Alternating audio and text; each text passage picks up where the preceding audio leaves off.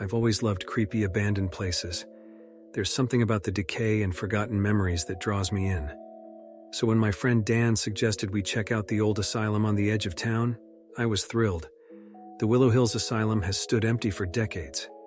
It used to be a facility for the mentally ill back in the 1940s and 50s, when treatments were still unsavory. People whisper about the terrible things that went on there, though no one knows for sure. Rumors of cruel shock therapies, ice baths, straitjackets, you name it. Now the place is all boarded up and off limits to trespassers, which of course makes it the perfect spot for some urban exploring. Dan brought 2 of his friends along too, Brian and Steve. None of them knew much about the asylum, but they thought it would be cool to scope it out. We waited until nighttime and slipped through a hole in the rusty fence that surrounded the complex. I felt a tingle of excitement looking up at the looming brick buildings. Their walls were covered in creeping ivy and graffiti left behind by others who dared to enter. Crumbling steps led up to a heavy wooden door hanging crookedly on its hinges. We made our way inside using flashlights to peer down the long, gloomy corridors. Half of the ceiling tiles were missing, exposing the maze of rusty pipes and wires. Room after room was filled with dirt, broken glass, and old rickety furniture covered in layers of dust. "This place is huge," Steve murmured. "We're never going to be able to stick together. Let's split up so we can cover more ground." Brian frowned. "I don't know if that's a good idea. This is how every horror movie I ever saw starts." "Don't be scared," Dan teased. "It's just an old building. People used to work here and now they don't. There's nothing to worry about." Against Brian's protests, we agreed to split up. Steve and Dan went one way, Brian another, while I climbed an old creaky staircase to the second floor. Up here, vines crawled in through shattered windows. The wind whistled eerily through the empty halls. I strolled past room after room, shining my light in each one. Most were offices and bedrooms left in shambles, with not much to see. Until I came to a door marked, Records Room B. A filing cabinet was tipped over, spewing yellowed papers across the floor. Curious, I crouched down to sift through them. The documents were old patient records from the 1950s. Faded typewritten notes, psychiatric evaluations, and medical charts. A lot of it didn't make much sense. These were primitive times for mental health care after all. But one folder caught my eye. The name on it read, Roger Wilson. Wilson, that was my last name. What a strange coincidence.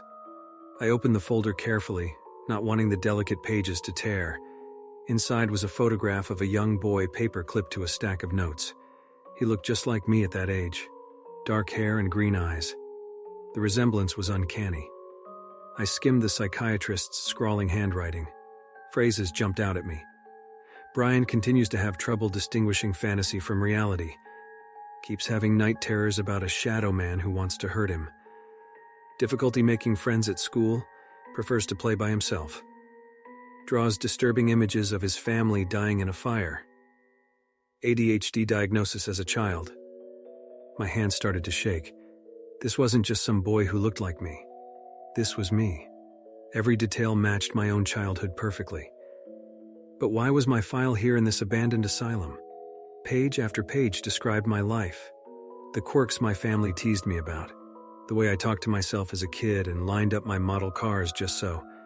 Events I'd never told anyone, like jumping garage rooftops on a dare in 6th grade. It was all there in unnerving detail. I flipped to the last document, heart pounding. It was a psychiatric evaluation from 2 months ago. That's impossible, I thought. No one's evaluated me since I was a kid. But as I read it, the blood drained from my face. The report was recent and impossibly thorough. It listed my current address, job, and relationship status. And there, under diagnosis, were the words, paranoid schizophrenia. I froze. Schizophrenia? That's not right. I mean, I've always been a little strange, a bit antisocial, but schizophrenia? I staggered up, clutching the file. How could this be here? Who could possibly know so much about me? Then I noticed the dust covering the scattered papers. There were no footprints anywhere. The other files looked untouched for ages. No one had been here. No one could have left this. A chill crawled up my spine as reality hit me. This was not possible. These records did not belong here. decades after the asylum closed. I was not diagnosed with schizophrenia as a child. This was all some kind of twisted hallucination. I ran from the room, stumbling through pitch-black corridors as my flashlight flickered. My heart pounded in my ears. I had to get out of this place. Rounding a corner, I collided with Dan. I screamed and fell backward. "Hey, it's just me," Dan said, grabbing my shoulders. "Are you okay?" I was panting, covered in sweat. "No, something's wrong. We need to get out now." "Whoa, calm down. What happened?" I tried to explain the file room, the records, my diagnosis, but I was rambling incoherently. Dan's brows knitted in concern. "Hey, let's find the others and go," he said gently. We located Steve and Brian and made our way out to the car. I kept looking behind me, terrified I was being followed. "What's gotten into him?" I heard Steve whisper to Dan. Dan shushed him. "He's pretty shaken up. Saw something that really scared him." "I'm not crazy," I muttered under my breath. "This was real, it was real." But even as I said it, the details were slipping away. Had there really been a file room? Why had I imagined something so vividly real? I didn't want to believe those records were right, that I was paranoid, unable to grasp what was real. But how else could I explain what happened? We drove back in silence. The others kept glancing at me like I might snap at any moment. When Dan dropped me off, I hurried inside without saying goodbye. That night I lay awake, listening for any sound. I knew it wasn't real. It couldn't be real. But what if that shadow man was out there again tonight? What if the asylum records were right about me? Maybe I imagined the whole thing. Or maybe something more sinister is happening. Either way, I'm terrified to close my eyes, because what's in my head feels more real than anything else. And I'm scared one night it will creep out into the darkness while I sleep.